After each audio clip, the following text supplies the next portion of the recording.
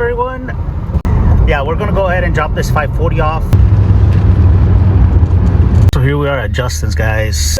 What's going on, sir? Good to see you. Always good to see you, man. Yeah. So I noticed you have this right here.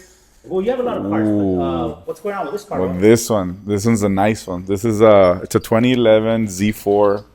It's a magical setup. And this looks pretty good. Dude, it's in pretty good shape for the year, but let me explain. Yes. It's got an N54 in it. It's got the twin turbos, so it's a 6-cylinder twin turbo. Here comes the best part: DCT transmission.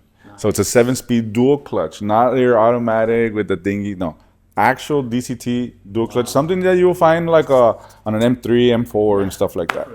It is an M car under there. It looks great. So I got this one at a very decent price. It's a fixer-upper. But stay tuned for the following video, and we're going to come and he's going to run down everything on the car, show us a little more about this one. For sure.